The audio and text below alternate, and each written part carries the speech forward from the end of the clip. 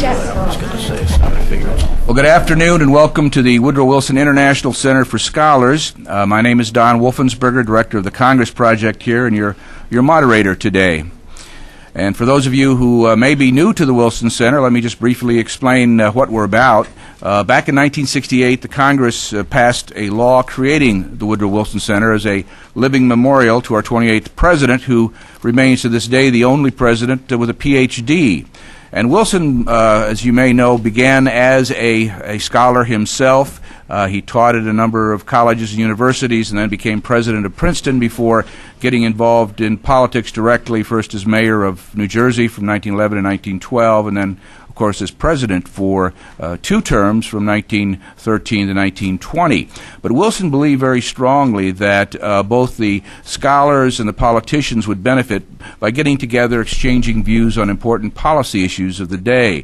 And that's really the spirit in which the Wilson Center was created and what we try to do. We have about 800 meetings here a year in just about 4 different venues in these 5 stories that we have. But and we bring together a variety of people from all over the world. The Wilson Center does have a very heavy international slant in that we have divisions on Latin America, Africa, Europe, and so on. But we also have programs such as mine, which is part of the U.S. Studies Division, which is a small corner of the Wilson Center world, but we think a very important one.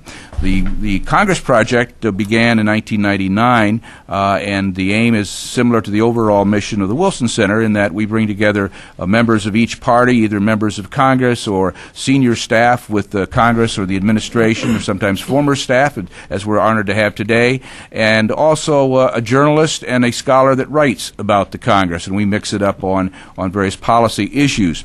But this last 2 years, this is really we're in the middle of about our 2nd year of a 2-year series on the topic of Congress and the President, policy, politics, and governance.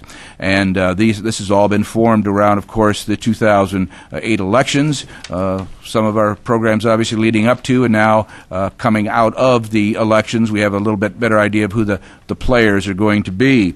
And today's program on this particular theme, as you know, is called Shaping the President's Agenda for Success with the Congress. And I will introduce our honored panelists in just a second. Just a couple of announcements, though, before we get into the introductions and into the program. If you have a cell phone, please turn it off because this will otherwise interfere with our sound system as well as our live webcast. We are being webcast live around the world. So please turn off your cell phones. The other thing that I wanted to announce, for those of you who might think about getting away early, don't. There'll be a chance for you to ask questions, but also a reception afterwards where we can continue the conversation in a more informal setting. So I invite you to that as well.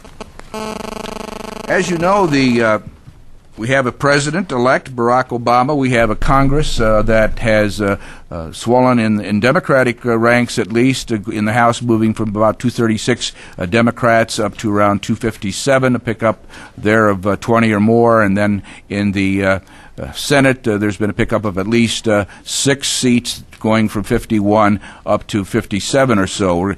Greg Koger will get into that a little bit more during his presentation of the paper that he prepared for this event.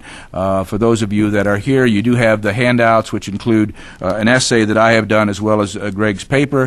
For those of you who are watching this on our webcast, these are both available on the Woodrow Wilson website at www.wilsoncenter.org. So you can avail yourself of those papers there. President Obama, as you know, faced a unique and daunting set of challenges, perhaps unlike anything we've seen since Franklin Delano Roosevelt was elected in the midst of the Depression in 1932.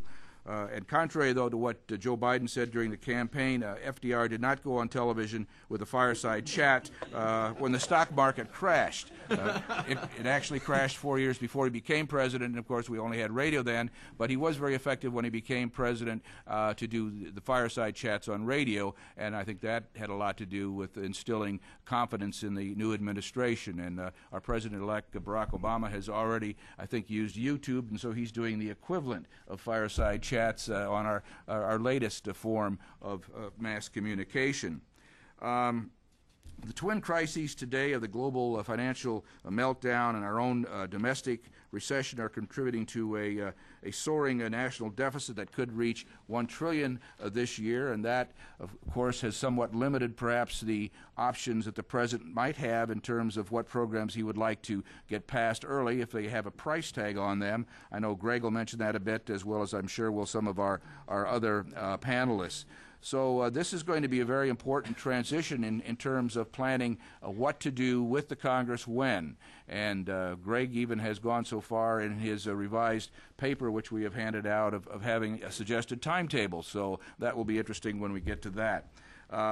Speaker Nancy Pelosi has indicated that she intends to govern from the middle with the new president-elect, although as one wag, I think for the Hill newspaper noted, in the very next paragraph, she started moving a bit more to the left in some of her picks for leadership and committee folks and so on. So we'll see how that plays out, but I think what it really indicates is there is going to be a tug and pull between the White House and the Congress, as there always is, even when you have a unified party government. I know I've gone to a number of political science conferences where people like Greg might be on one side and say you get more done when you have unified party government. Then there are people on the other side that say, no, you get more done when you have divided party government, because that's when they can really tackle the tough issues and people will have political cover to proceed with some of those things that might be sacrificed and not more tax breaks. So it's an interesting debate. I'm not sure it's been settled, but maybe Greg will be able to convince us today, or maybe some of our other panelists will be able to convince us on that one.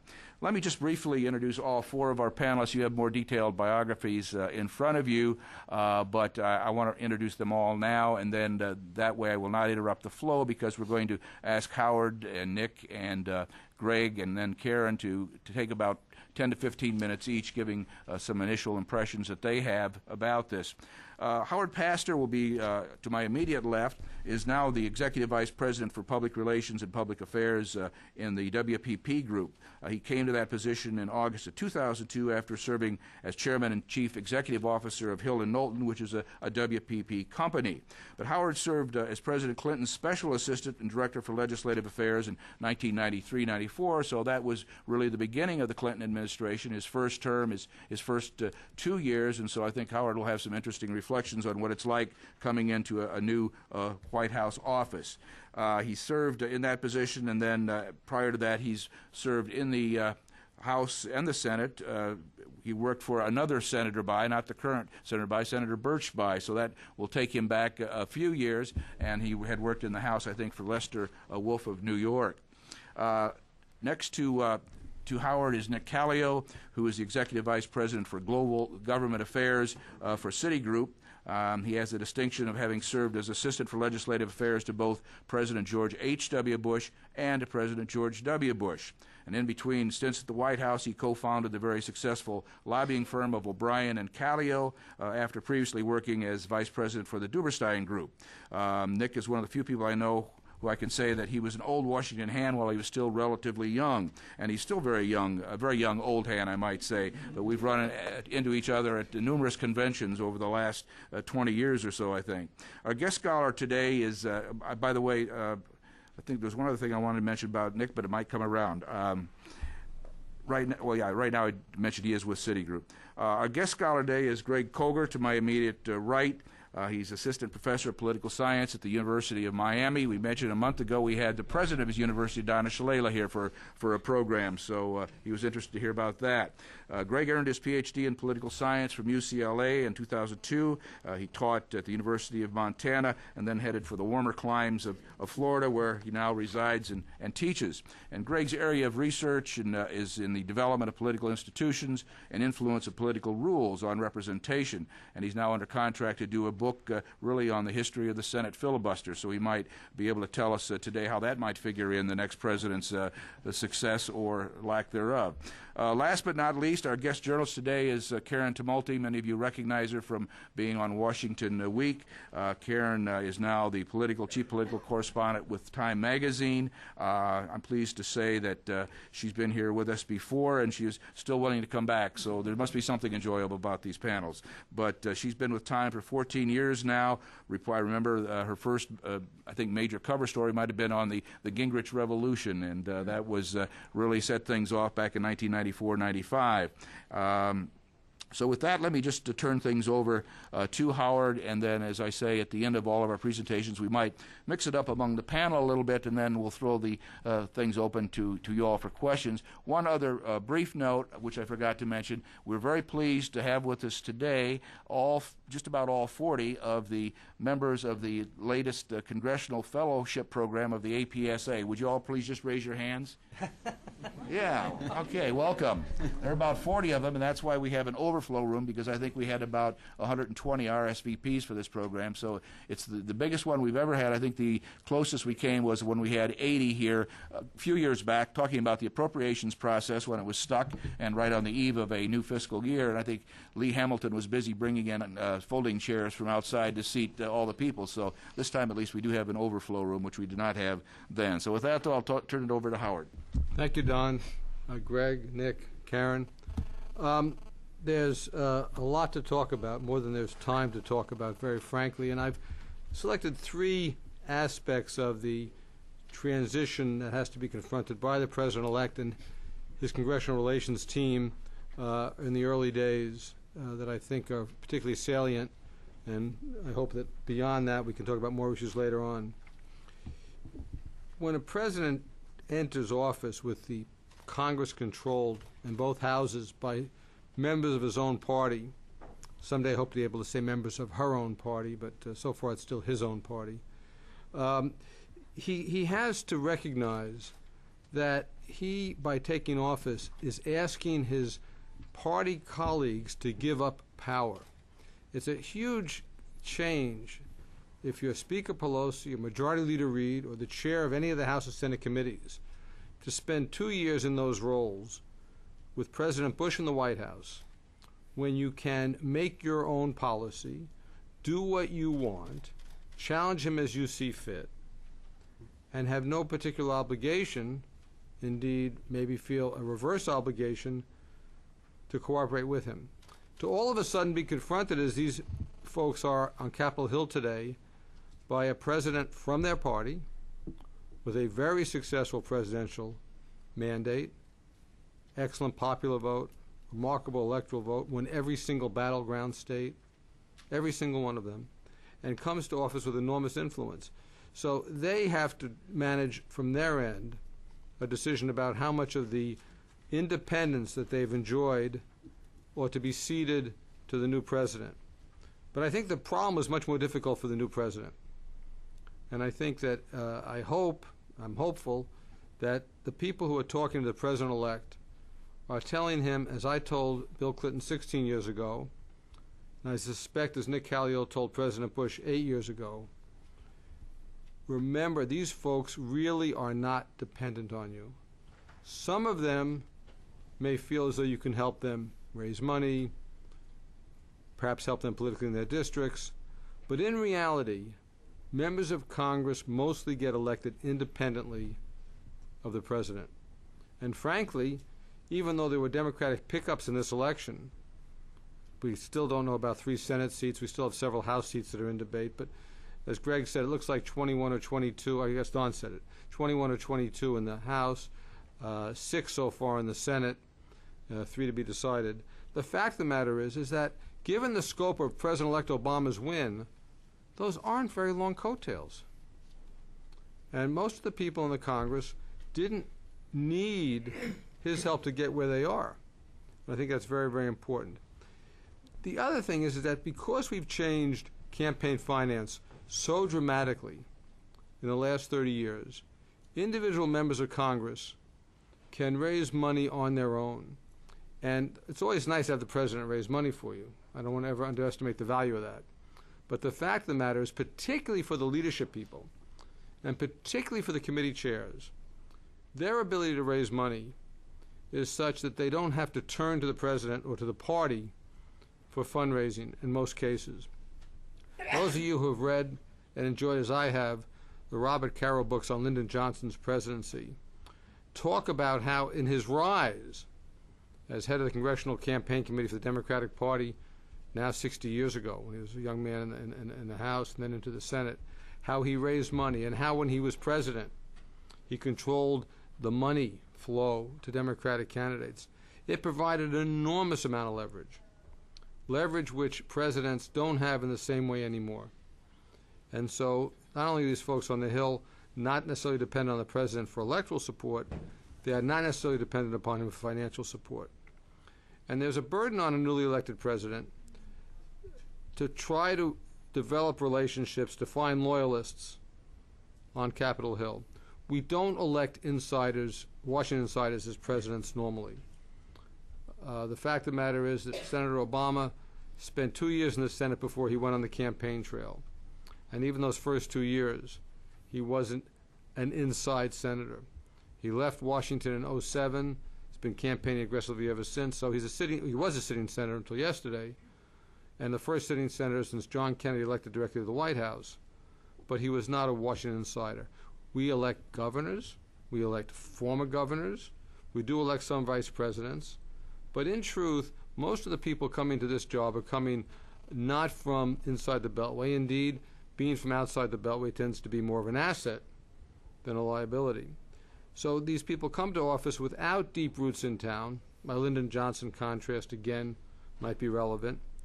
He didn't have, I mean, if you read Don's paper about John Kennedy, and then you think about Lyndon Johnson succeeding him, how much greater an insider Lyndon Johnson was than John Kennedy ever was. And I tell you one story to understand how the Congress is permanent and the president comes and goes, and how you need to find loyalists and build relationships. In 1993, I said to President Clinton at one point, "Do you know Mr. Natcher?" And for those of you who are political scientists, you may remember Congressman Natcher from Kentucky, William Natcher. He was a courtly Southern gentleman who was chairman of the Appropriations Committee in those days. He set and will hold, I think, forever the record for the most consecutive votes ever cast in the House of Representatives. I'll be surprised if anybody breaks that one. I think Cal Ripken has more to worry about than the late Mr. Natcher. But in fact, he was a very special person. And the president said to me, "No, I don't know Bill Natcher." I said, "You need to know him." And so the way it worked with Mr. Natcher was I called and made an appointment to go see him. Not on the phone, go see him. And I walked in and very respectfully addressed him as Mr. Chairman. He called me Mr. Pastor. Most members of Congress don't call the head of congressional relations Mr. anything. Right, Nick? It sometimes begins with an M. Yeah, right. And I said that the president sent me, Mr. Natcher, to ask you if you would come see him in the White House at a time convenient for you when the House is not voting, because we certainly didn't want to tamper with his consecutive voting streak. And he said, "Oh, I'd be delighted to come see the president. Thank you very much for the invitation." We worked it out, appointed day. He came down. I greeted him in the West Lobby. I took him into the Oval Office to see the president. And Bill Clinton, who is, I don't know anybody who's better one-on-one, and I don't know if I ever will, immediately began to pull him into the conversation. The two of them were sitting there. I was sitting a little bit over the side, and I wasn't in this conversation so much as watching it. And they started talking, and Clinton had traveled in Kentucky enough that he had the right things to say, and the conversation went along for a while. And finally, the chairman leaned over and said, "I'll tell you something. You're my 9th president, and I will help make sure you're successful." 9th president. And the point of the story is that presidents kind of come and go, and the institution of the Congress stays there, and it's a continuing body, and it's a useful lesson. And Bill Clinton reached out. Bill Natcher became a very valuable ally. Unfortunately, he died in office a couple years later. But while he was there, he was an enormous supporter of the president's.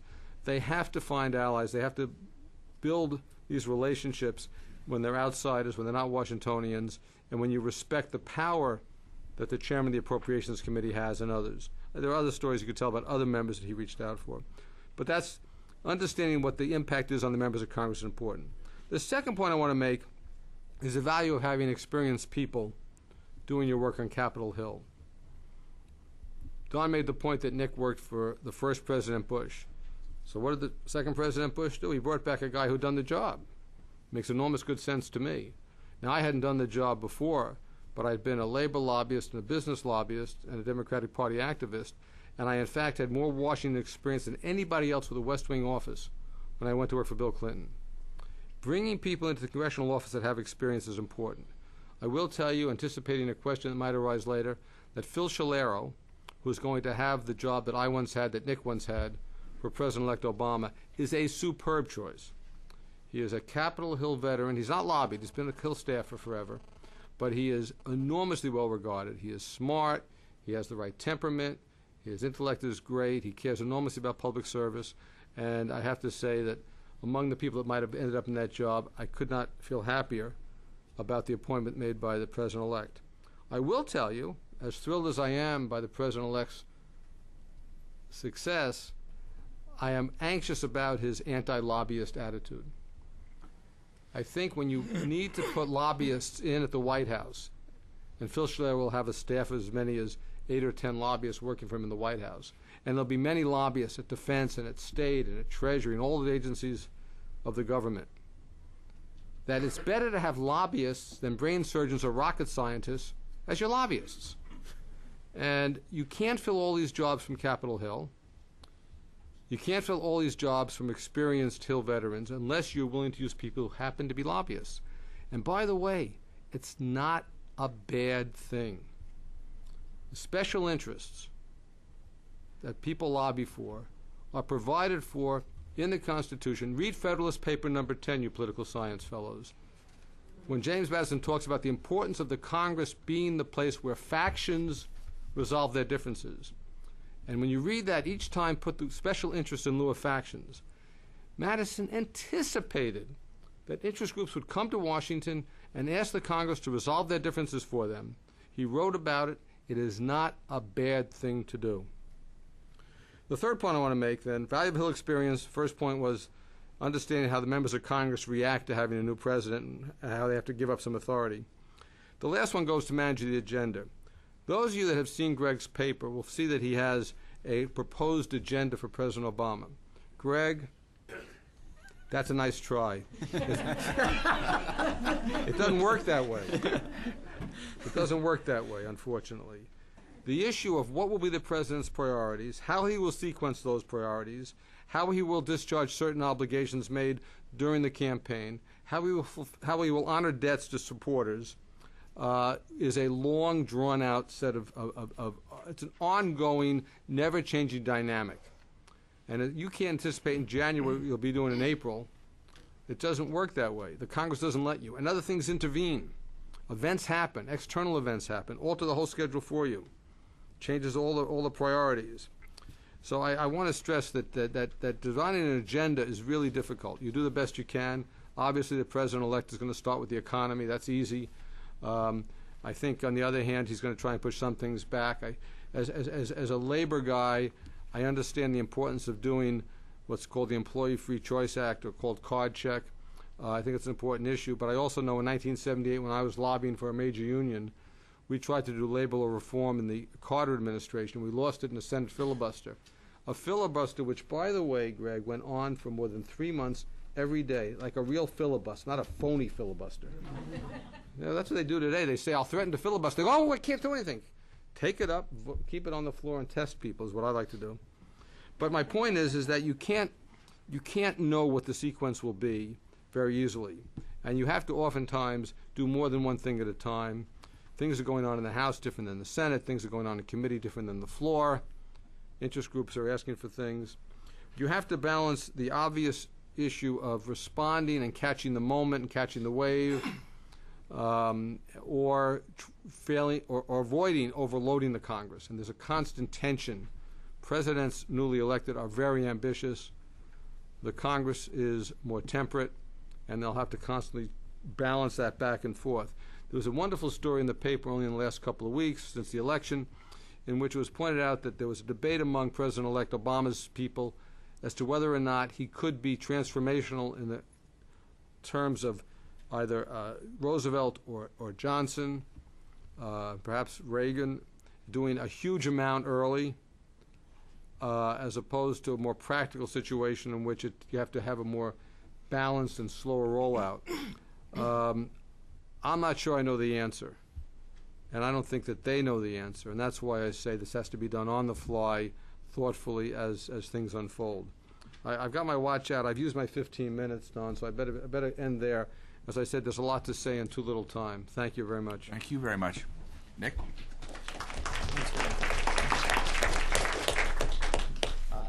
Don, thanks to you and the Woodrow Wilson Center for being here. I'm glad to be here with a distinguished panel. Howard's an old friend of mine. We come from the same world. Yes, we are or were, I guess, lobbyists.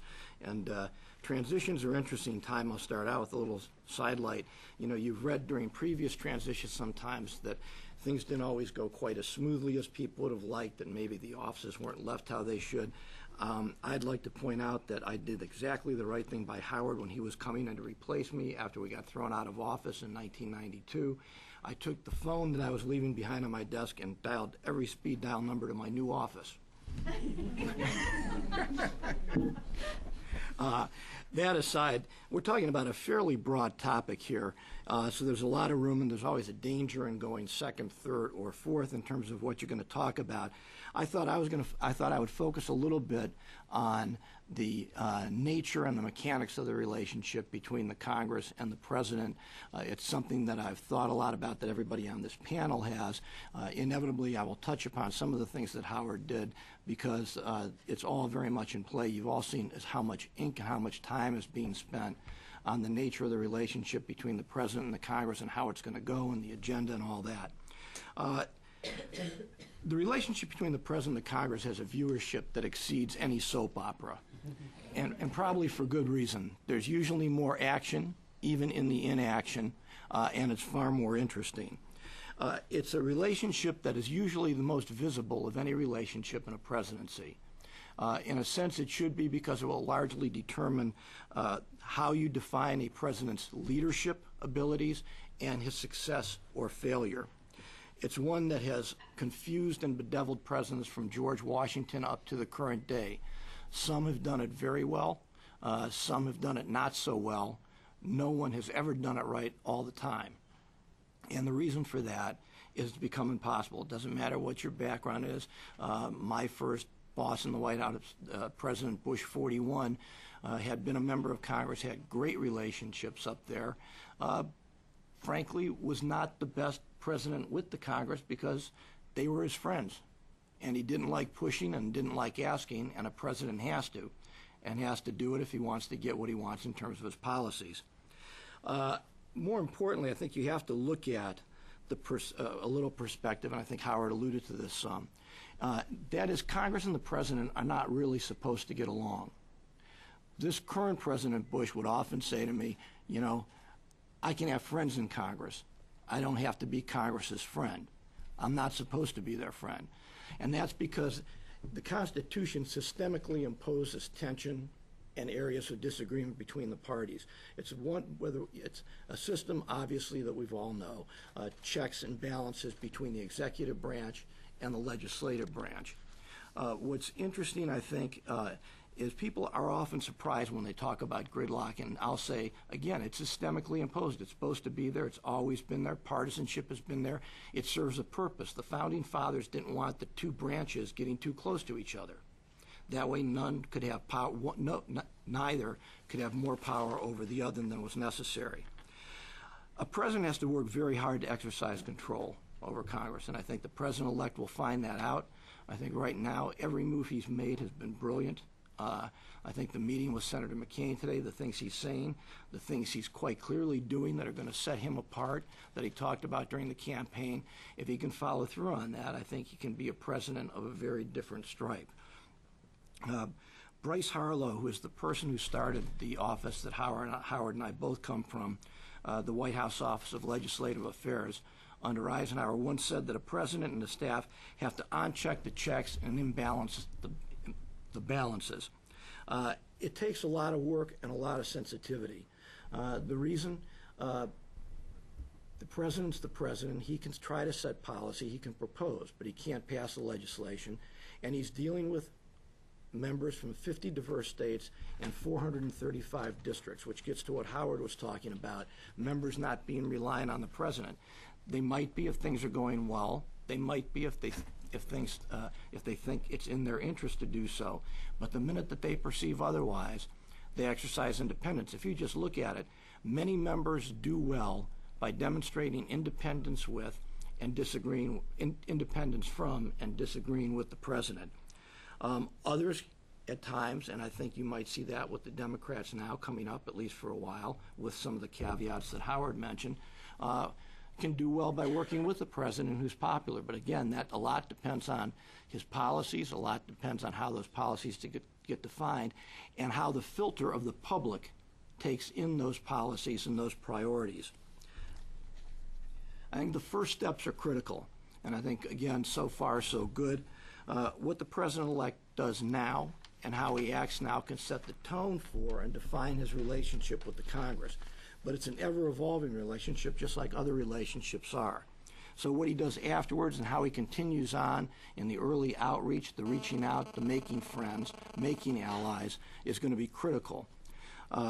As an example, I'd look at the truncated transition in the early days of this Bush administration in 2001. President Bush, 43, campaigned on a defined set of major issues that he said he wanted to accomplish. He lost the popular vote. He won the electoral vote amidst a lot of controversy and after an extended period of time. He took office amid that rancor and that controversy. And if you recall what all the pundits were saying at the time, and I've kept the articles, difficult to govern, nothing was going to be able to get done, no mandate, Congress wouldn't cooperate. And at the time, it was 50-50 in the Senate, and I think 232 to whatever in the House, or maybe 222. And, you know, compared to my first Bush administration stint, when it was pushing 60 votes in the Senate and 258 or more in the House, I thought those were pretty good numbers. But to make a long story short, against that backdrop, the president made the decision that he was going to ignore the controversy and ignore the fact that people thought there was no mandate and pretend like there was one, and took a series of focused steps, starting with the transition, to try to overcome that. Basically, what we focused on were the number of Republicans and the number of Democrats, where they were from, what their voting histories were, what the politics of their state looked like, who their friends were, and put that all into a matrix of sorts against the major issues that the president campaigned on and how we might be able to get those done. Interestingly enough, we defined strategies around each of those individual issues and each of those individual members. What's interesting about what Howard said is that you've got right now a Democratic Congress that's been up there for 2 years on their own setting the agenda, which can be a source of tension. The first source of tension we found in 2000, in December of 2000 and January of 2001, was with the Republican members who had been in the majority for some period of time up there and didn't like the fact that we were coming in and now setting policy and trying to lead. Now, some took it better than others. I don't have to name names in many cases, but some took Please do. Some took it very poorly, that we had it our way about we wanted to get a tax bill done, here's what we wanted to do, but you worked those things out. The point of all this was, though, that what you have to do as president is make allies, people you can rely on, and not on every given issue, on specific issues. You know, it's a rolling set of allies, usually, you'll find, given the nature of the policy discussions and nature of policy issues that arise in a country as big and as diverse as ours. But what we did, because the president knew some members of Congress, not a lot, we started reaching out in the transition to consult with members on both sides of the aisle about specific issues. What would you do in general if you were us? What would you specifically with reference to taxes, to education reform, to trade? Tell us your ideas. What do you think it will do to take your party to get, you know, where do we find the middle on that? Starting on January 20th, which I think was a Tuesday, the day after, if I remember correctly, when we took office, we started an outreach program that was extraordinary. We had members down in large groups. We had all the freshmen down. We had Southerners down. We had Westerners down. We had committee chairmen and the ranking members in individually the Oval Office. We took groups, the Blue Dogs from the House. We took the centrist group from the Senate, brought them down as a group, brought them down individually, brought the leadership down. I can't remember the numbers, but it's, you know, it's obviously been entombed somewhere in the archives by this point. But we did all this outreach in an attempt to try to isolate votes and to make friends, and then kept it up. And then it was the job of the Office of Legislative Affairs, along with the President and other White House staff, to meet with people, to continue those relationships. Ben Nelson once said that I essentially slept in his office for the first 8 months of the administration. And you know what? It worked. Members of Congress are people. They like to be paid attention.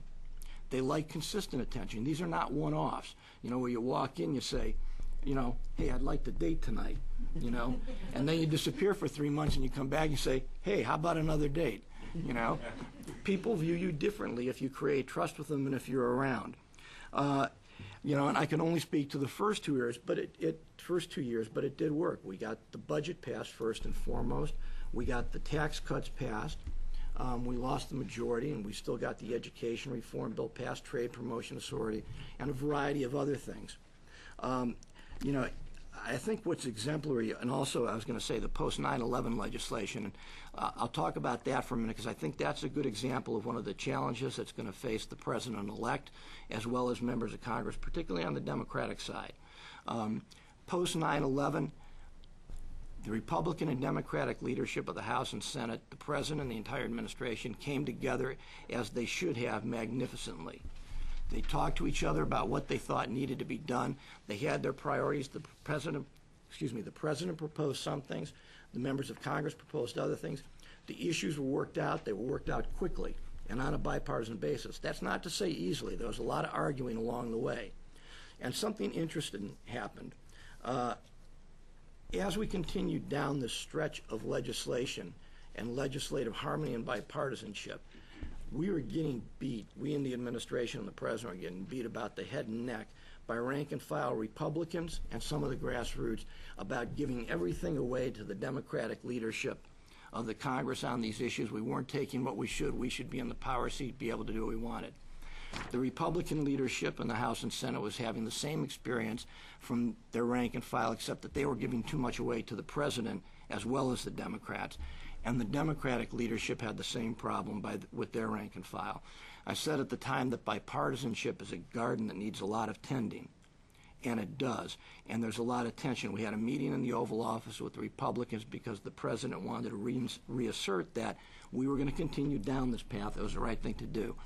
And one of the leadership members said, yeah, look, Mr. President, we get it, but the rank and file hates this crap, and it can only last so long because they feel like you're taking away their prerogatives.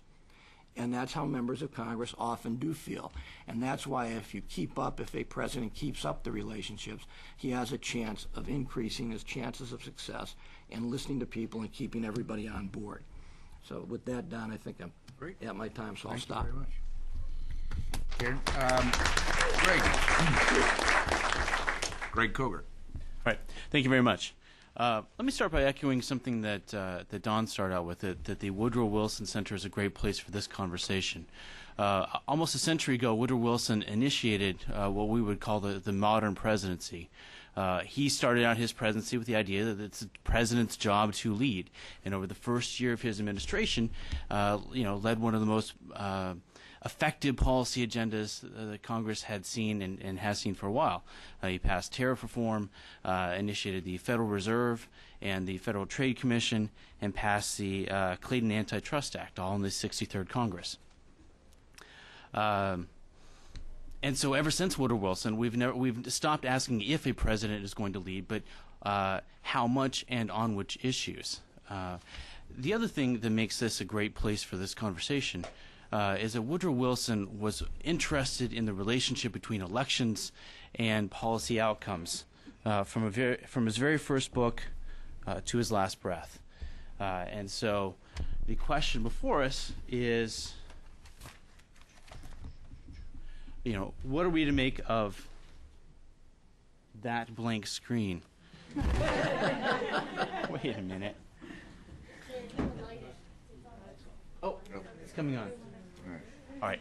Well, you've seen it before. It's just the electoral map, and it's this year it's mostly blue. There. That helps a little bit. All right. Some quick notes about this. I mean, you all know how the election turned out. But I thought I'd point out that this is the first election since 1964 where the Democrats not only won the White House, but also gained seats in the House and the Senate. So that makes this a particularly interesting opportunity for the Democratic Party. Second, that the victory was based mostly on a positive campaign, and this was deliberate. That Senator Obama wanted to not just win, but to win in such a way that he was set up to govern well. But the central message of the campaign was not sort of issue-based, but more thematic. It's changing and believing. Now, if you were like me, you might have then downloaded the policy agenda and read it cover to cover because you have a presentation to make. But for many Americans, I mean, it's not exactly clear what that slogan means now that Senator Obama is going to become President Obama. So that is our question. So the conversation after the election is what is President Obama's agenda going to look like? And there are a few questions. Which issues should Congress deal with first? How long is President Obama's window of opportunity before Congress gets bored or frustrated with Senator Obama and comes back to its senses and reverts to business as usual? And then, this agenda was developed a year, 18 months ago. What effect will the budget constraints and the economic crisis have upon the once ambitious agenda? And then part of this conversation then is whether or not it would be wise for the Democrats to push a moderate agenda in Congress, or now that they have their big chance to push for some of the policy goals which the progressive wing of the party has long hoped for. And one point I wanted to make before turning to a hypothetical agenda is to talk about the notion that presidents have a narrow policy window. This goes back, the terminology goes back to Franklin Roosevelt's first 100 days, and since then we've evaluated presidents on what they accomplished within the first 100 days of their presidencies. The reality is that a lot of presidents, including President Bush 43, actually have successes throughout their first 2 years in Congress, and that the most successful periods of change in American politics actually unfold over 3 or 4 years. So when Franklin Roosevelt became president, he had successes his first 2 years, but the major successes that we remember him for, many of them were passed in 1935 and 1936. Things like the Social Security Act, the Wagner National Labor Relations Act, the Public Utility Holding Company Act. Similarly, when Lyndon Johnson was a very successful legislative president, many of his successes came in 1965 and 1966. The Voting Rights Act, the Elementary and Secondary Act of 1965, and the creation of Medicare. So a lot of the change we see occurs after a president and Congress work together to achieve something, then go before the public and get ratification for the behavior and come back and achieve even larger successes.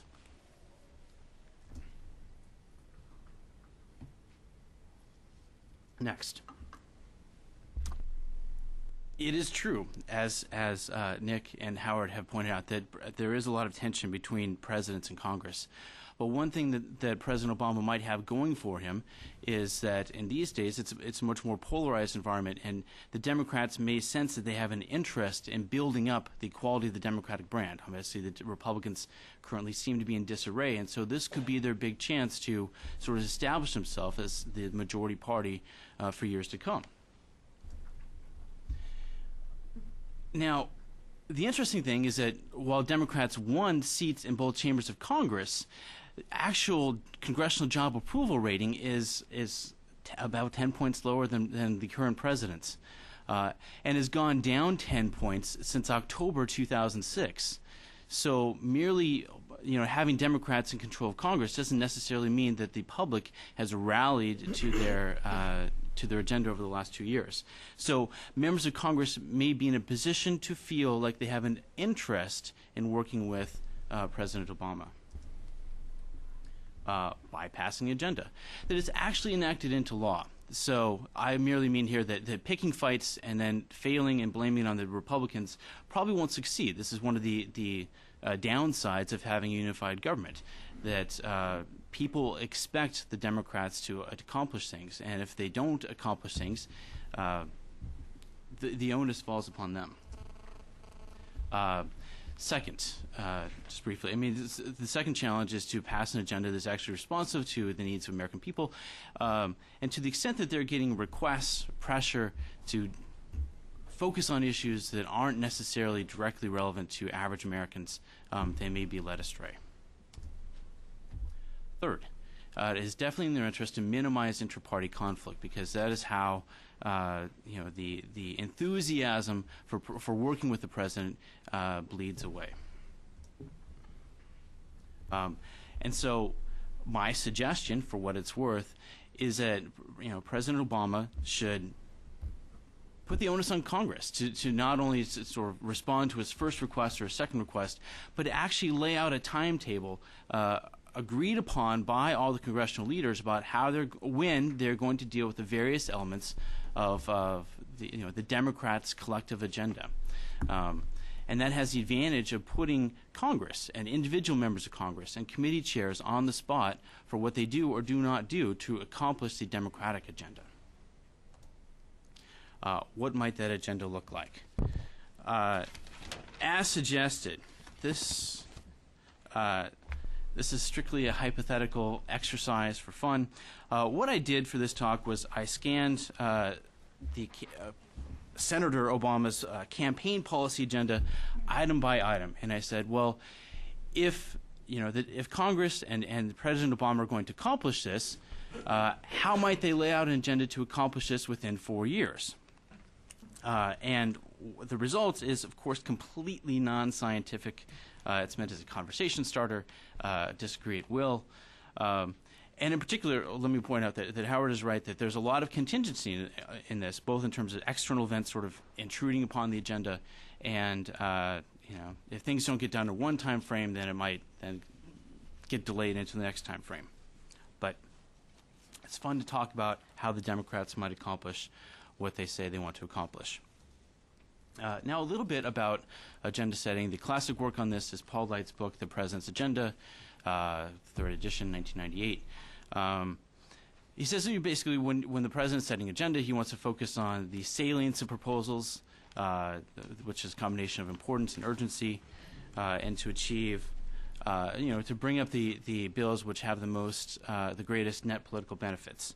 But also to factor in the idea that the legislative effort may be required to come up with legislation which can make it through the process. So there's early on a bias for legislation which came up in the 110th Congress and which maybe passed one chamber or actually got to the president's desk and got vetoed, because that's legislation that actually has been vetted by at least one chamber, and it'd be relatively easy to just reintroduce the same legislation, form coalitions to repass it, and then put it on the president's desk.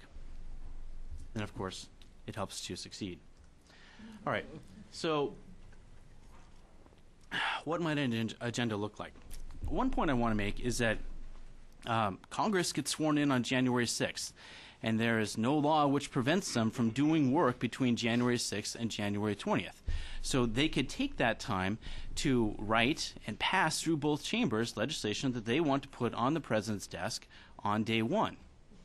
That includes an economic stimulus package, which President-elect Obama has asked for, but also could quite easily include an expansion of the S-chip program, which has twice been vetoed in the 110th Congress. So the legislation is already there. Most Democrats have already voted for it. And so all that is necessary is a president who is willing to sign a piece of legislation to expand the S-chip program. And then, of course, there'll have to be nominations. Next window, February through April 2009. Well, the law says that Congress has to pass a budget resolution during this time period. And if they don't, then they don't. But they probably will this year. Well, one thing that as candidate, President Obama promised was that Congress would reinstitute the pay-go restrictions on budgeting, which then actually becomes a real constraint upon Congress, because that means that anytime they change permanently spending, they have to offset that with some sort of increase in taxes or reduction in expenditures for the long term. Second, it seems, just going off of press reports, that the first discretionary thing or semi-discretionary thing that President Obama would like to do is to institute some sort of renewable energy policy, to fund a program to develop clean energy, and at the same time to begin to modernize homes. And he sees this as both an economic program and as an environmental program. So that's likely to come first. And then third, this is hypothetical, it may be that Congress wants to focus early on some sort of homeowner bankruptcy relief. There's already conversation about this in the news, hearings in Congress, and to the extent that this first year might be occupied with crisis response, this would be a likely candidate. And then one item that's already on the congressional agenda is pass the House is legislation to basically extend the amount of time in which people can file for pay equity lawsuits. And there are some press reports that Speaker Pelosi would like to do this as soon as possible. So that might be on the agenda. Okay. Next. Well, if you pass a resolution, you might as well pass some budget reconciliation bills. And actually, a lot of items in President Obama's campaign agenda involve the budget reconciliation process, changes in tax policy, changes in expenditure. And so conceivably, this could be, the vehicle for enacting much of the campaign agenda, including tax cuts for, the lower 95% of income earners. Budget reconciliation is plural because one of the things that Congress might do that would be interesting is to break up the budget reconciliation into more than one bill. And they might do that because it's easier to pass that way and because it can draw public attention to different pieces of the budget agenda. For example, they might break out a bill to provide tax credits for higher education. That would be a way of making sure that legislation gets through the Senate without being filibustered and of drawing public attention.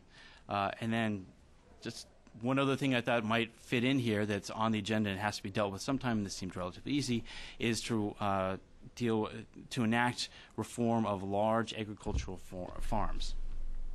And then something that Congress has to do, because it didn't get done last year, is to reauthorize the No Child Left Behind Act, which is probably an opportunity for fights within the Democratic Party. End of the year, you could pass, at this point, legislation to integrate medical records using some sort of subsidy through the Medicare program, rural broadband service. And then one of the promises, which seems fairly clear in the campaign agenda, is that Congress will raise the minimum wage to $9.50 effective as of 2011. So it would seem that if the Democrats are going to follow through on that promise, they would have to deal with it sometime in 2009. And it would seem easy to package that with some sort of program for small businesses, the Small Business Incubators promise.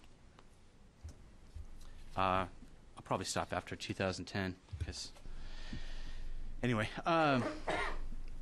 so after the dust clears, hopefully, from the economic crisis, then Congress might turn to, thinking more deeply about how we got in this mess, which might then be the time for some sort of banking financial services regulation package. So integrating the different agencies which are currently disintegrated.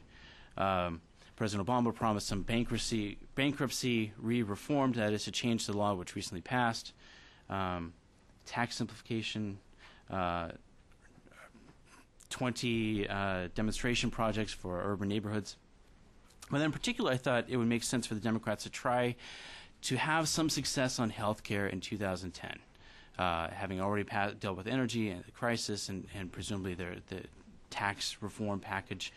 But rather than try to pass like a massive omnibus health care bill and putting all their eggs in that basket, it might make sense to try to break up their reform ideas into multiple packages and moving them through Congress one by one, which is slower, but it means it increases the likelihood that packages which are very popular, pieces of ideas that are very popular, will make it through the process somehow.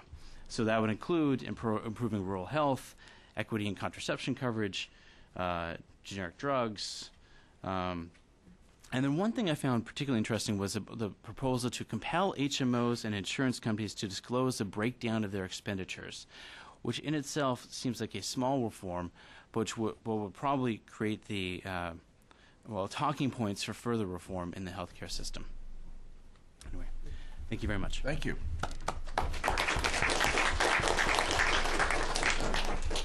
Karen will bring the lights back on so you won't be Great, talking in the thanks. dark. Talking in the dark, it's All right. sort of what I do. So here we are in the, third week, starting tomorrow, of the Barack Obama pre-presidency.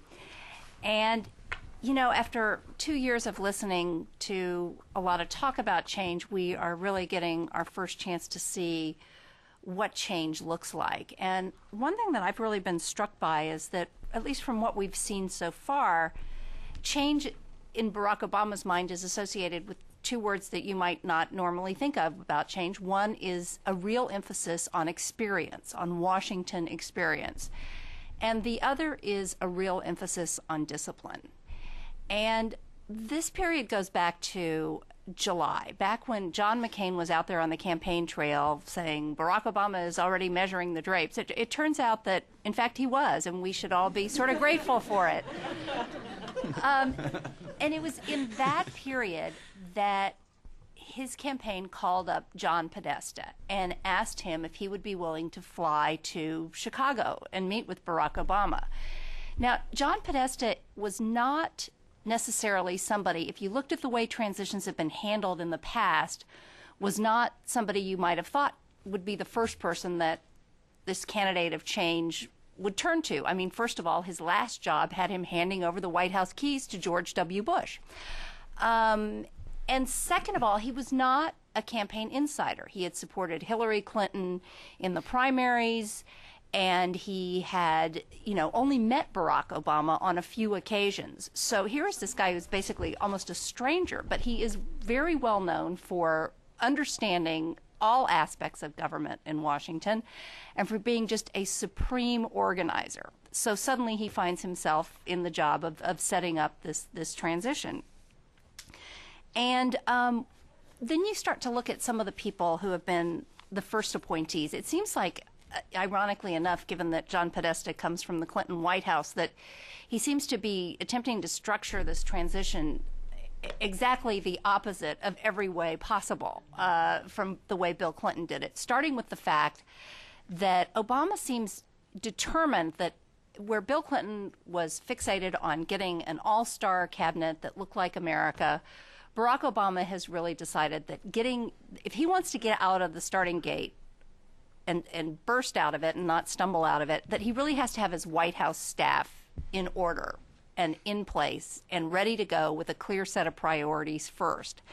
And so that's why the day after the election, we suddenly see the offer being made to Rahm Emanuel to come in as White House Chief of Staff.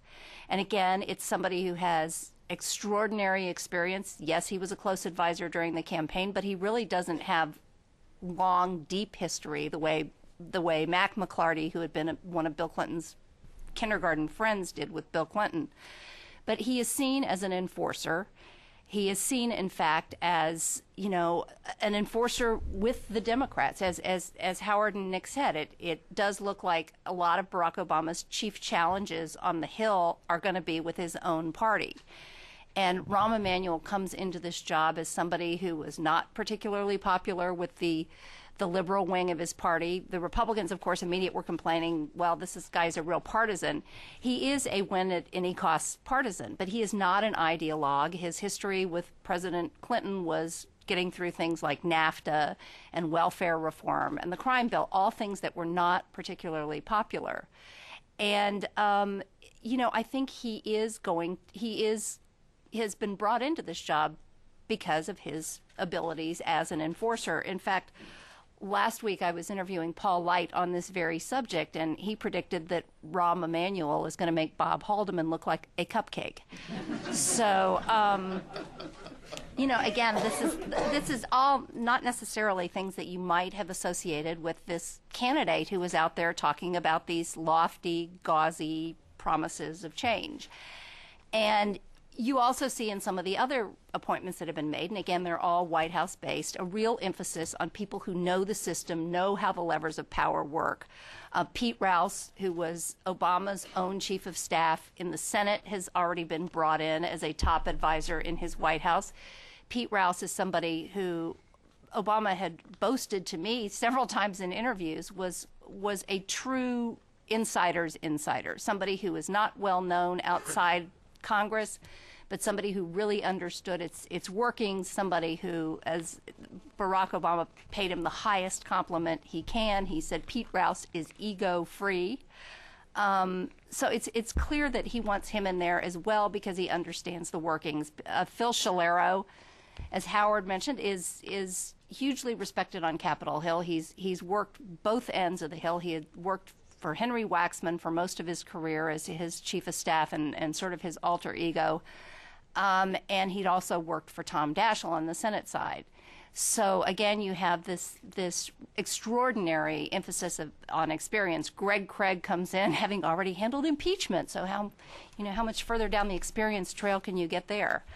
But all of that said, the question does become, where's the agenda and what's the order and what's the sequencing? And when Obama himself was asked that question by Wolf Blitzer a few days before the election, that's the kind of question that a candidate will usually avoid answering. What are your priorities? What comes first? What has to fall by the wayside?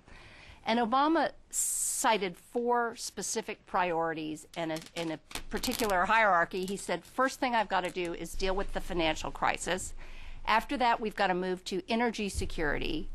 Number 3 will be health care, and number 4 will be education. And again, it was a surprisingly clear answer from a guy who is less than a week away from a presidential election. And so, there's a lot of speculation right now as to how much of this he can do at once. I mean, as Nick was saying, you do have a problem with overloading the Congress, and all of these are big agenda items. And you already have signs that the Congress is beginning to push back, and that we saw just last week. I mean, there's a lot of speculation on health care, for instance, which is, possibly the biggest, hardest, and most expensive thing on Obama's agenda to get done. There was a lot of fear, a lot of speculation that it would, in fact, Greg, slide into the second year. And the fear among people who were here in 1994 was that that was the way Bill Clinton tried it. And by the time health care rolled around, there had been sort of so much collateral damage in winning NAFTA and winning the budget fights that, he didn't necessarily have the political capital that he needed to really get it through. So last week we saw Max Baucus put forward a white paper on health care and announced that he was going to go ahead and start pushing forward on his own as chairman of the Finance Committee. In fact, he will have his first hearing on it on Wednesday. We saw Teddy Kennedy show up at work today and again announcing that health care is going to move. So it will be interesting to see how, with all this pent-up demand by the Democrats to actually get things done, I think Greg is right. The first thing we're going to see out of the Hill will be things like S-chip, which passed overwhelmingly, only to be vetoed. I've been told by Nancy Pelosi's office that you can expect stem cell legislation to come up quickly and get passed. But then after that, it does become sort of wrangling over whose priorities come into play here. And I think that's going to be really the most interesting thing to watch out of this first 6 months. But the Barack Obama team, I think, to their credit, they do seem to have given a lot of thought to this. There is not a lot of freelancing here. There is a lot of message control, a lot of discipline already out of their operation. And so I think they are coming in assuming that they are going to need leverage, and they are going to need leverage with their own party. So that said, I will go ahead and turn it back over. Okay, thank you, Karen.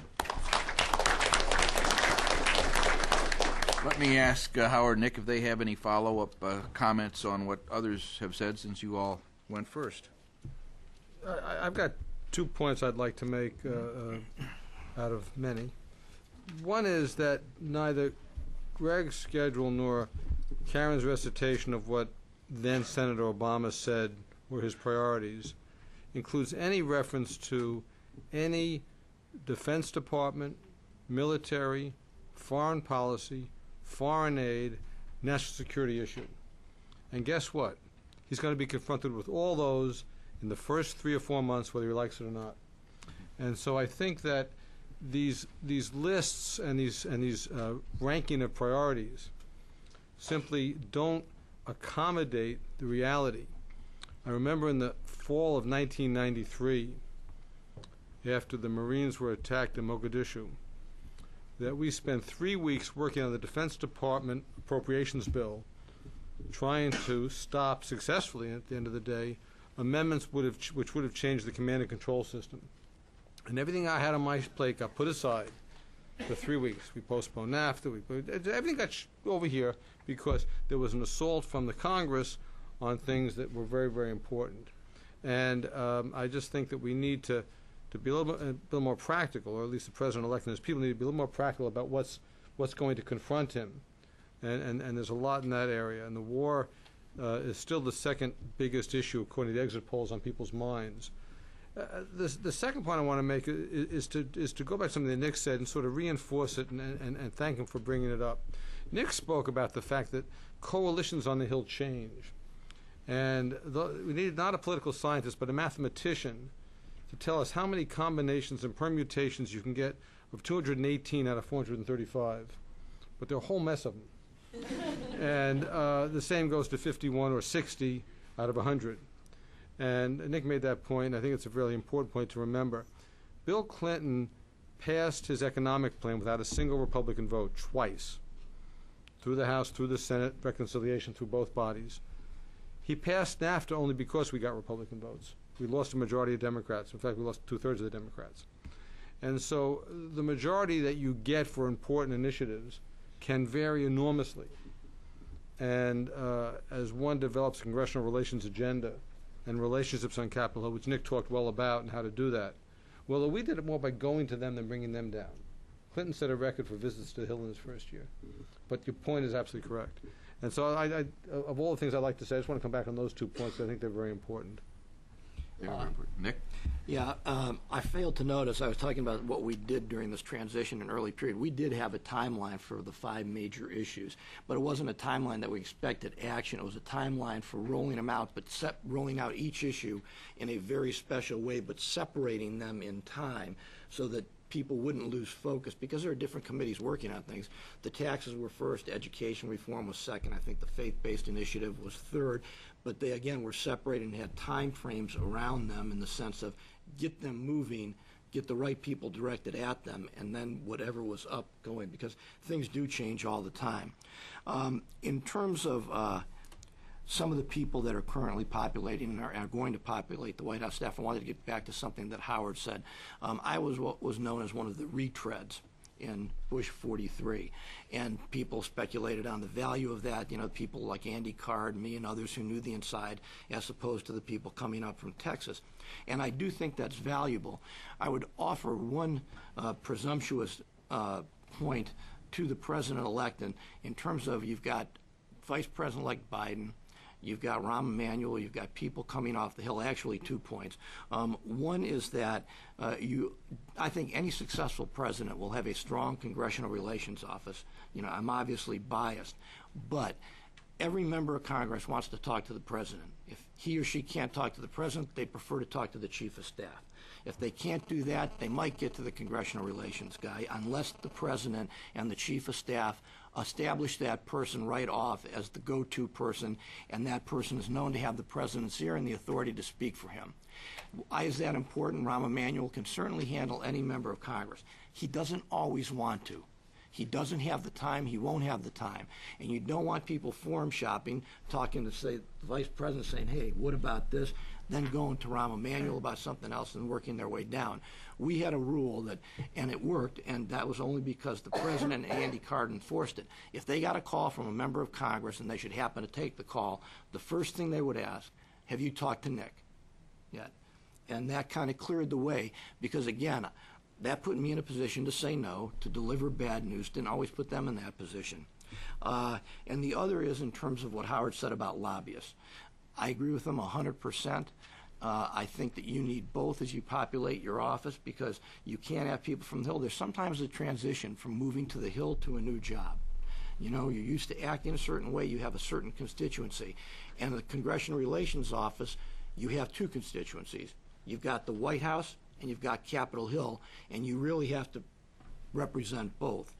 And you need people who know how to do that and are used to making choices in that regard. Thank you, Nick. I think those are all very important points that you both made.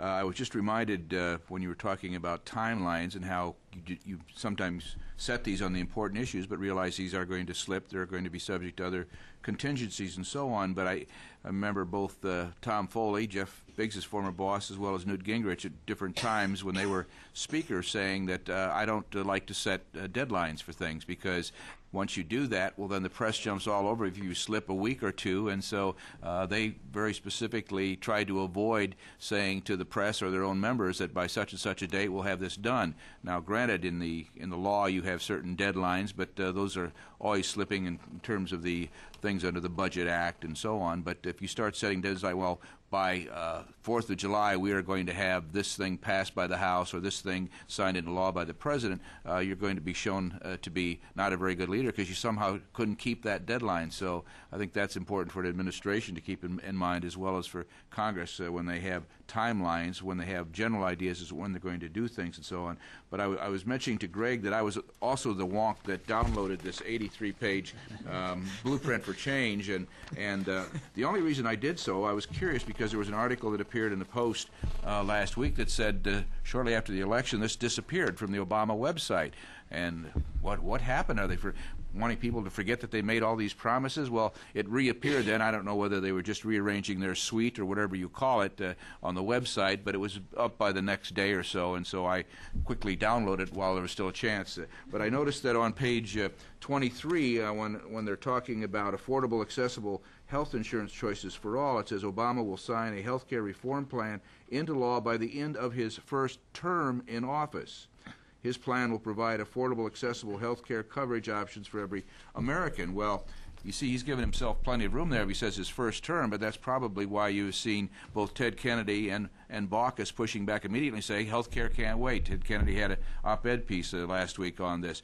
Baucus made quite clear to the press that he's starting his hearings next week. So Congress is already reading the fine print and pushing back and say, well, he might have his priorities, but we've got ours. And I think, you know, everybody is remembering what happened with Bill Clinton's health care plan when it was developed in the secret task force, and Congress resented that quite a bit. So I think Baucus and Kennedy both made clear that this is going to be developed in the open and transparent hearings and markups and so on, and they're trying to contrast, I think, that with the last major attempt at health care reform. But although, interestingly enough, the person that the Senate seems to be resisting giving any meaningful role in this exercise is Hillary Clinton, who went to Teddy Kennedy after the election and asked him to set up a subcommittee that she could chair on the Health, Education, Labor, and Pensions Committee, and he refused it. She also went to Harry Reid and attempted to get some sort of mechanism set up outside the committee, and again, they I don't know how politely, but they did turn her down. Did this have something to do with her being offered Secretary of State? Who would have thought? You know, Secretary of State to get you out of the way on health care. Who knew? But no. Well, with that, let's open things up to the audience. Please raise your hand, wait for a microphone, and then identify yourself and your affiliation. We'll start over here.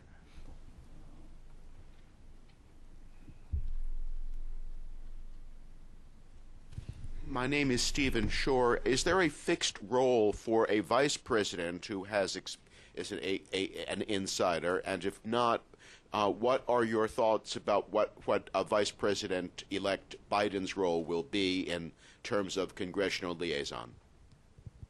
Very good question.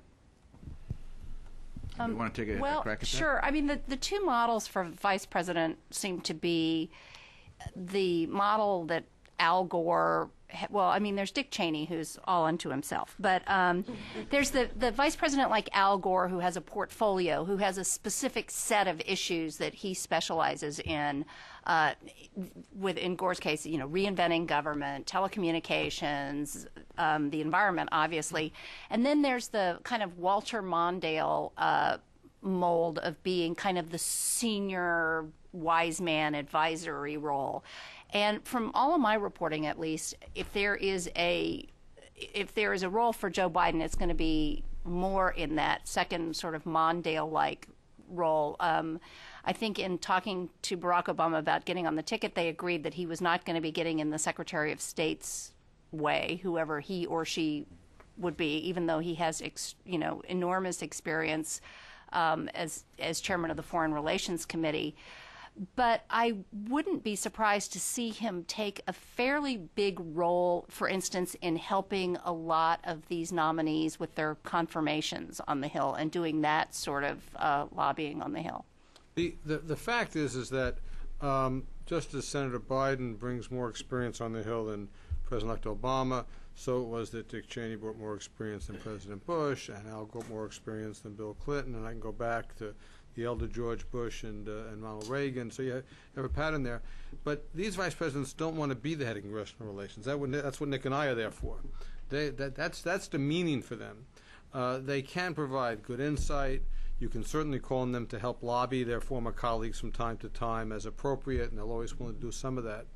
But at the end of the day, that's staff work, and it's not vice president work. You think, Nick, you want to? Yeah, I think that's right.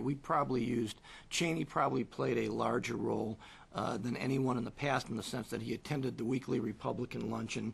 But he was a heavy hitter. He was one more resource that you brought in along the way at times when things were getting out of hand, or near the end, to try to win votes over. It's not a day-to-day thing, and many people were predicting, if you can remember that far in terms of minutia, that he was going to take over congressional relations and he'd be up there all the time. But it's too much to do. And they don't want to do it. They don't want to do it. I mean, they help. The president lobbies, the vice president lobbies, the cabinet lobbies. They all lobby as normally under the suggestion and direction of the head of congressional relations, who knows what the votes are. That wasn't a question I was able to answer in my essay. I could have, I think, read a little further and found out the answer. But you wonder, Kennedy was not terribly successful with Congress on some of the big things that he wanted. But you wonder whether Lyndon Johnson was frozen out because he could have lent some very valuable advice as to how to get to these guys and move his agenda. But I think one gets the impression that they're just, they just didn't hit it off that well. And so LBJ was not there as a close advisor on how to succeed with Congress, but I just don't know the... There's great symbolism in the fact that Walter Mondale was the first president to have an office in the West Wing.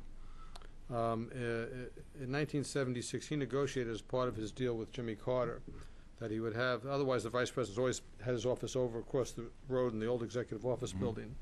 What Mondale did was he took away the Congressional Relations Office on the first floor of the Capitol. Great office, Bryce Harlow's old office, big fireplace, wonderful office. And they moved us upstairs. But it's interesting. Lyndon Johnson didn't have an office in the West Wing, and that was not insignificant. Let's go to Jeff Biggs here. Wait for the microphone, Jeff.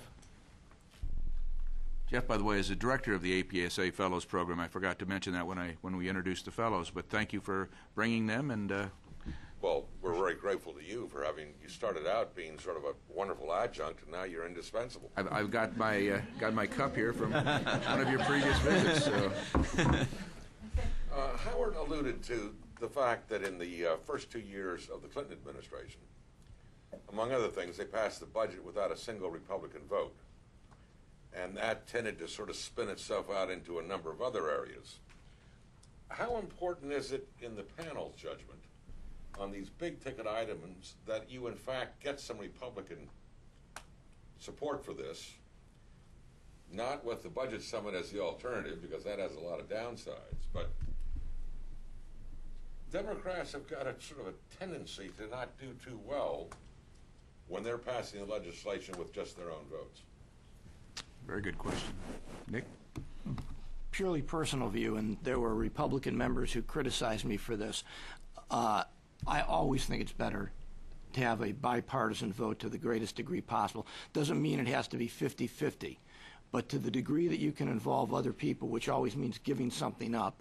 And Ted Kennedy is great at this, giving people what they need and working with people in a bipartisan way to accomplish something that you want to get accomplished, you're much better off. Because, I talked about shifting coalitions, and then Howard went back to it. My kids all ended up Republicans too. And that, doesn't always happen, but they did. So they never had this kind of drubbing before, really. They're older, but it never had this kind of drubbing on any single night.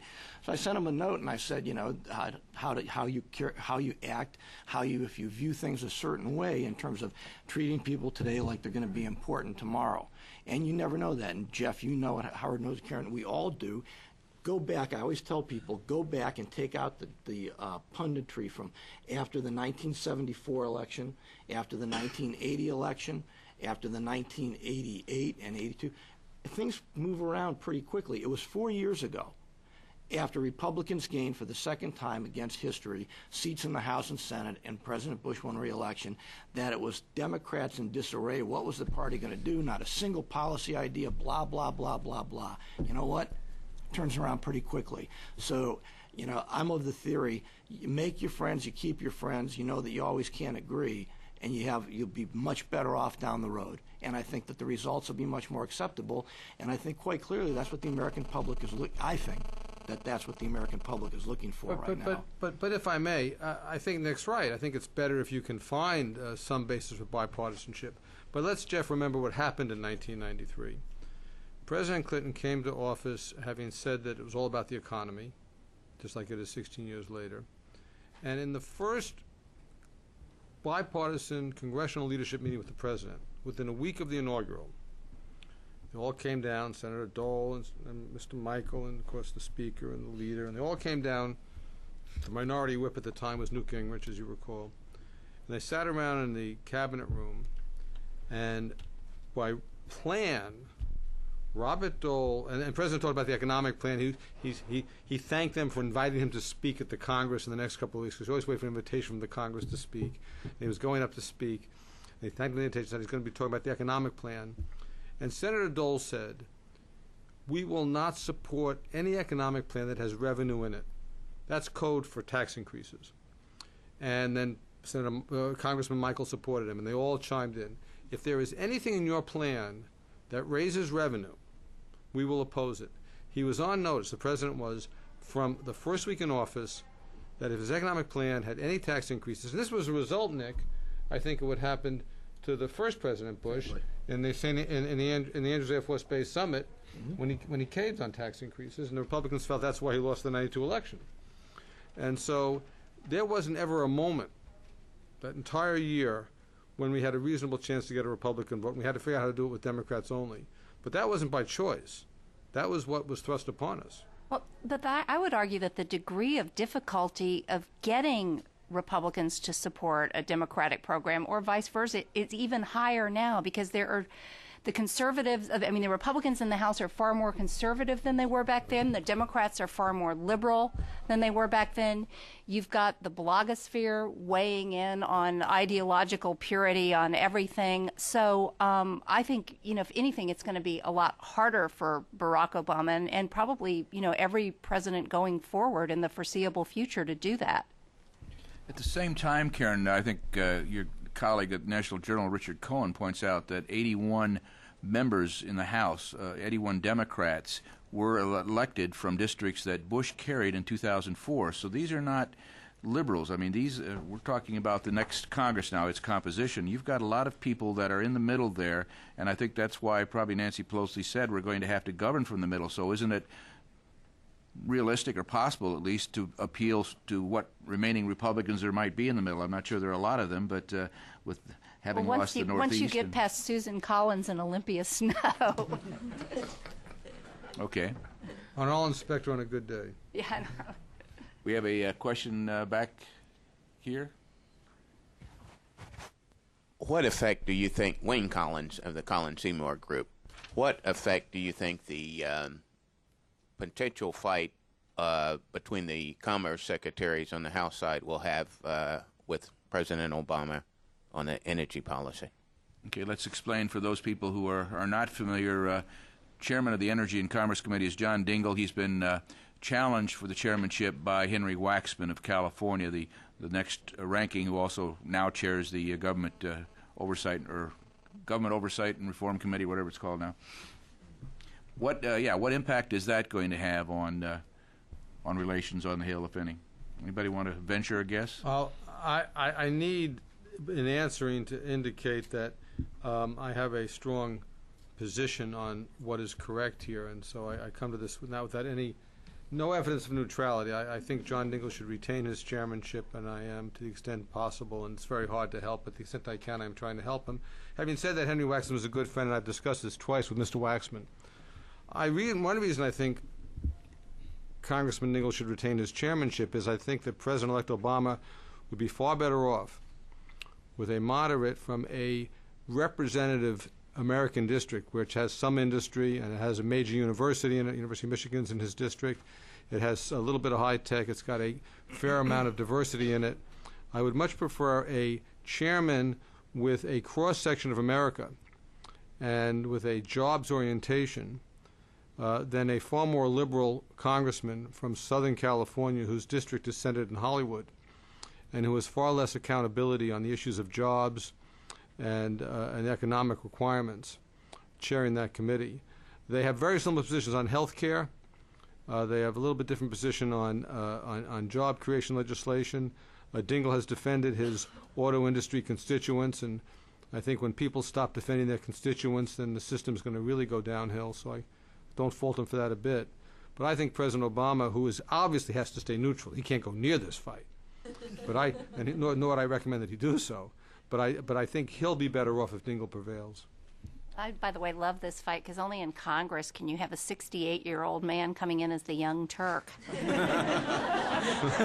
What about Senate Appropriations Committee? What about Senate Appropriations, where Anaway, the youth movement? Anaway at 84 is the young man replacing Robert Byrd, who's 92, I guess. But let me throw in a quick Wilson reference, Sure. if I may.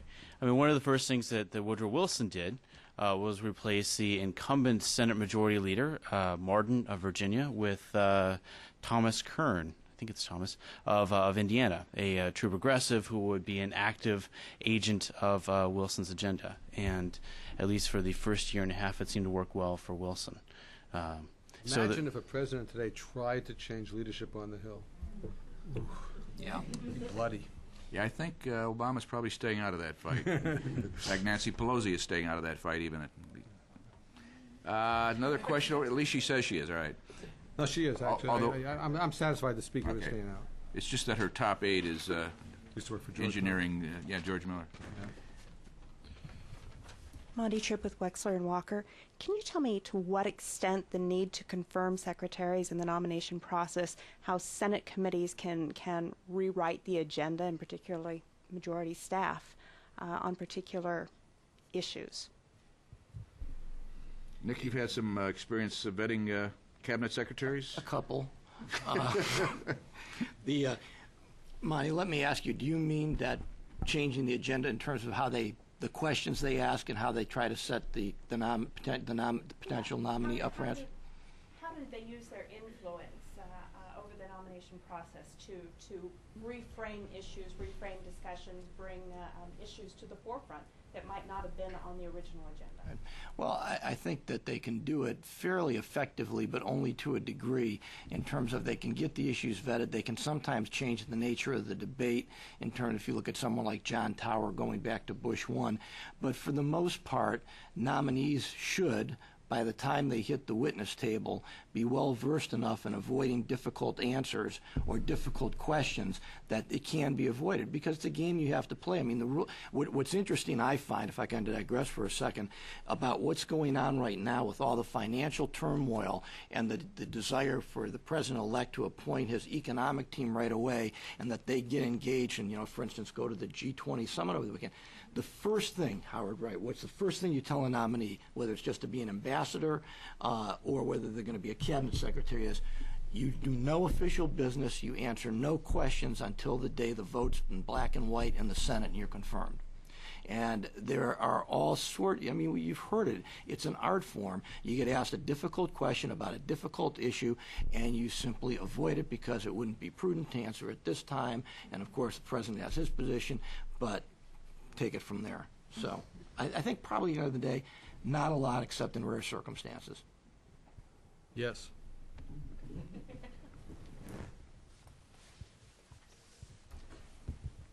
David Klaus with Wilson Center on the Hill program.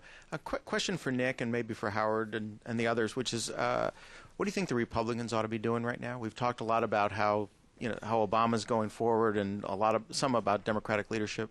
If you're the Republicans, rank and file and leadership, how do you approach the next 100 days, the next year, et cetera? I wouldn't put any timetable on it, but I know one thing that I would do. I would let the emotionalism of getting thrashed on November 4th pass a little bit and keep quiet to keep all my options open. I don't think you need an answer today, and you certainly don't need one next week. And I think things will start to develop and become clearer to you about the kind of things you ought to be doing. I do think the party needs to examine some of the policy prescriptions it's talked about forever and ever. I think some fresh ideas are necessary, but I don't think you need to come up with a program tomorrow and start declaring yourself on every major issue, prior to the time that the president-elect even takes office. And prior to the time, it's starting this week, when you've been together with all of your colleagues to talk it through. Of course, at the same time, a lot of these things are being discussed behind closed doors, as there are leadership contests within the Republican ranks. So that's a lot of that's going to be leaked, I'm sure, as to what directions people are pulling already. But you try and keep those things behind closed doors. I wouldn't presume to tell the Republicans what to do, but I want to come back to something that Nick said a little while ago, which is the velocity of politics and the swing of the pendulum has increased dramatically in the last 30 or 40 years. And so I remember going to meetings after the '80 election about how the Democratic Party was just about finished. It was over. We might as well just quit. And we also thought that after '94. Republicans thought that after '92. And so this has gone back and forth so quickly now that the Republicans, they won't ask me for advice, but I tell them, don't overreact. Don't overreact. And I would say to my Democratic friends, don't get too comfortable. This pendulum moves very, very quickly. I would recommend doing nothing because they have the advantage of playing defense. And if they wait and act nice for a while, presumably the Democrats will make some mistake. And then that will be their opening, and then they will find themselves. That's going to be good advice. Don, could I just add one more thing? Again, talk to me after all this time or call me after all this time partially naive, but I also think that with the problems that the country currently faces, it's like September 11th where you say, it's a once-in-a-lifetime, and you certainly hope it is. You certainly hope, and particularly in the industry I'm in, you hope that this is a once-in-a-lifetime experience. But the problems are significant to the point of appearing to be intractable, and sometimes just thinking about what you think ought to be done and how you might work with other people to get it done is not quite as Pollyannish as it sounds, and usually, I think, would get noticed by voters as people being constructive and carrying out the role to which they were elected. Very good. Right next to you, Susan, and then, Greg left off, I think, what may be an important issue that you can't predict when it's going to happen, but it's going to happen during the first term. When do you think the Supreme Court will become an issue for Obama? When? Yeah. We've got three. When you brought up the age issue, we've got three members that are on the brink. I'm an aging policy fellow.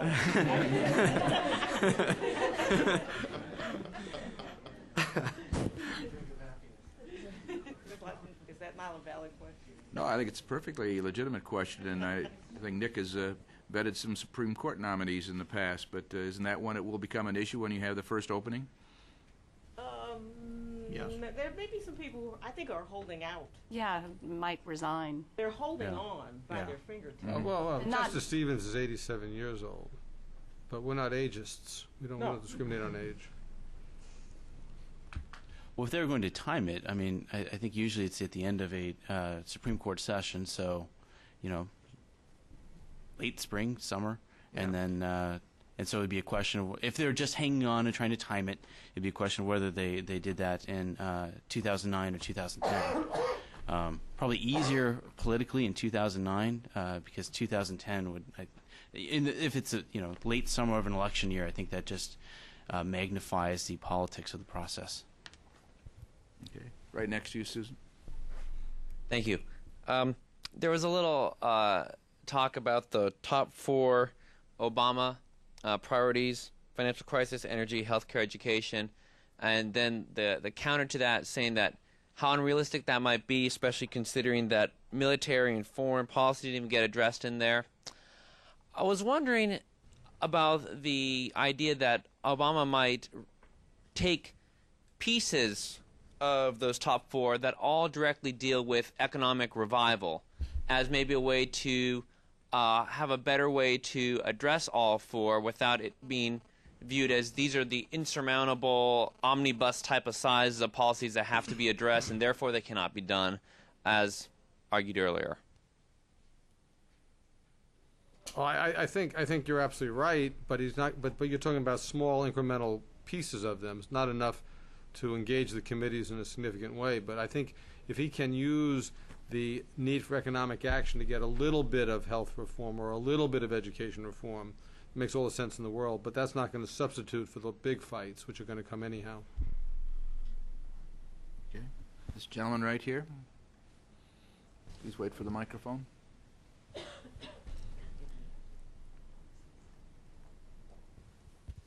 For Howard and Nicholas, you've said that the economic crisis is something like the post-September 11th period. What would be the recipe, the steps after January 20th for an Obama administration to try to get the legislative action in a limited time frame, as you, Nicholas, did after September 11th? What steps would he need to take in order to actually make that happen as it happened in September and October 2001?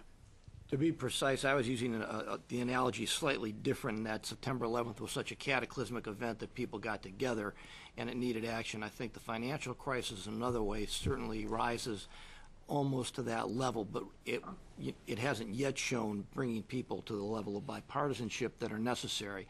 And it may be with a fresh start, new confidence, people feeling better, that the president-elect, once he takes office, can lead people to the table to try to find solutions. And that might be actually easier than it seems, because I don't think anybody's got real solutions to it right now. And it can take a lot of consideration. Right now, things have been happening almost on an ad hoc basis in terms of forestalling somebody going bankrupt, letting somebody go bankrupt, the rescue plan.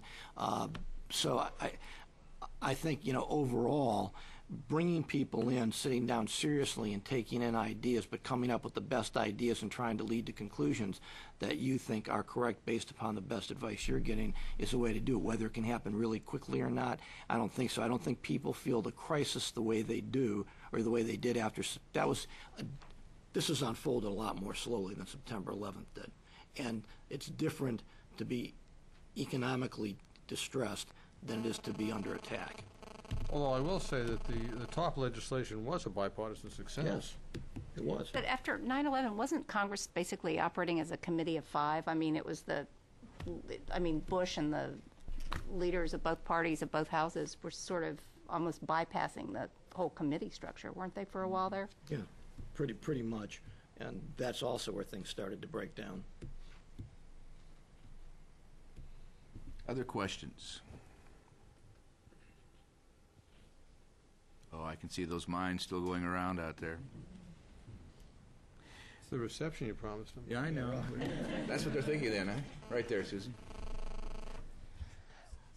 I'm Amy. I'm a congressional fellow, Amy Whitestrom. I have a question about sort of presidential authority and power vis-a-vis Congress. And so there's been talk about how the Bush administration really expanded presidential authority or power.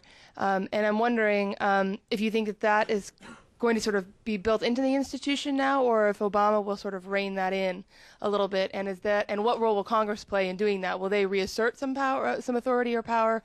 Or, again, have the institutions sort of been changed a bit, and we're going to kind of continue on the path that we're already on?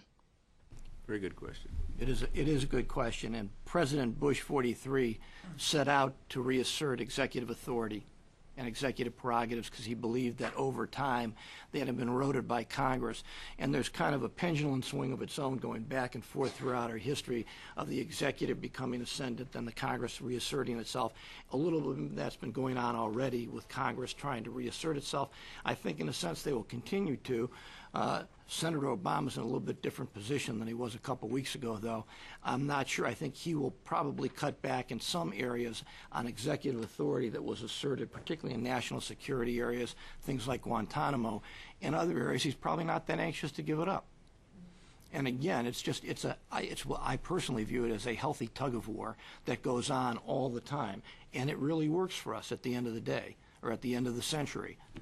He has promised no signing statements, hasn't he? Yeah. Kane did. I didn't hear Obama do that, but I could be wrong. Huh.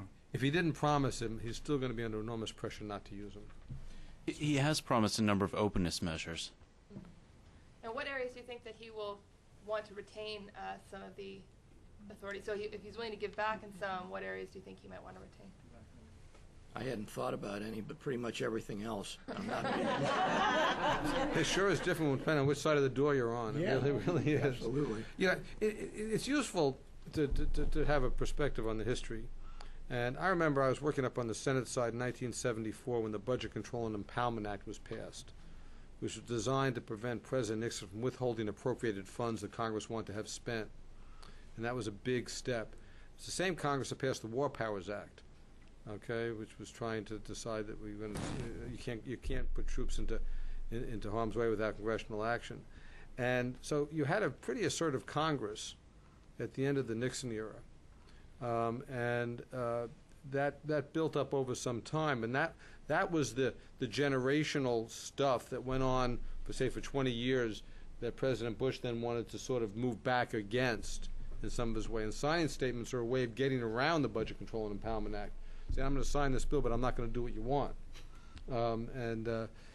So it's interesting, and I guess this is simply to say that Nick's point about that pendulum, and I'm sure if we went back further, and Greg could help us back to Wilson and stuff, you're going to find this thing going back and forth over time. It's our system. It's meant to have this byplay, and it's probably healthy that we do. Paulo? Yes, Paulo Sotero. I'm with the Brazil Institute here at the Wilson Center. Question on trade. Do you see the issue seems to be dead right now? Do you see it coming back? When, under what circumstances? What has to happen in the domestic economy, politically, for the issue of trade to come back on the agenda? And that became something of an issue during the campaign, and anybody want to take a crack at that? I was asked this question by my boss. We're an international company, and so I actually had this question from my boss in the last several days. I said, the best we can hope for, those of us that believe in trade liberalization, the best we can hope for the next 2 years is no backsliding. Status quo would be a success for the next 2 years. After that, we can maybe revisit the issue of trade liberalization. But I don't believe the bilateral agreements with Colombia and South Korea are going to see the light of day. I think Doha is going to move with enormous difficulty. And one of the great things that Bill Clinton did was to free the Democratic Party from the yoke of protectionism. And there are those that want to reapply that now. And I think if Obama can simply resist that, he'll do all right for the first 2 years. I don't see it happening anytime soon either. The votes just aren't there. I like to tell the story about passing Fast Track in 1991, what Fast Track morphed into Trade Promotion Authority because we thought if we changed the name, we might fool people. It was clever, I have to give it to you. But there were significant Democratic majorities in the House and the Senate at that time. And at that time, as you tried to round up the votes to get it, if you looked at the House of Representatives, for example, which was always your more difficult vote, you essentially banked all but about 20 of your House Republicans, which I think might have numbered 164, something like that, but in that range. So you get the idea. You, of course, worked the people you had to, but you knew you had potentially 20 problems on the Republican side, but really maybe more like 10. On the Democratic side, we started out with 91 targets to vote yes for was essentially giving the president to unilaterally negotiate free trade agreements and then bring them to the Congress. And the way we rounded up those votes was by bringing in the key chairmen and committee members of different committees who worked with us on a bipartisan basis to round up the votes. Come to the Trade Promotion Authority in 2001, which I can't even tell the stories of what it took to get that passed by one vote. But at that point, you had 220 plus Republicans, and you had a target list on the Republican side of people that you had to work and had to work very hard of between 60 and 70. And you had a target list on the Democratic side out of about 190 plus. That was probably realistically 10 at the outside, 15 people that you had any conceivable chance of getting. My only point being that the politics of trade have changed so dramatically, and in terms of what you have to do, it's something that actually a lot of the business community has been talking about for a couple of years now.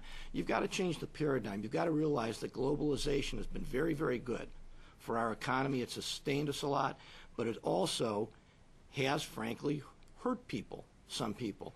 And you have to have a realistic recognition of that and put in place real programs that might have a better chance of helping than some of the stuff we have now. And I call it stuff because that's about all it is in most cases. The President Obama's agenda includes a provision for expanding trade adjustment assistance and extending it to service employees. So at most, that might sort of deal with some of these problems and in the long run create the potential for Congress taking up trade again.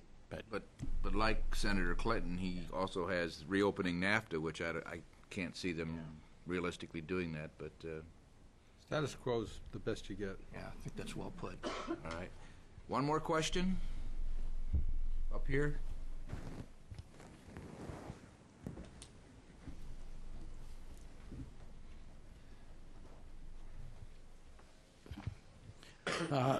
Catherine Bethesda Mellon. No single word about war have mentioned here, and it is still a very big elephant.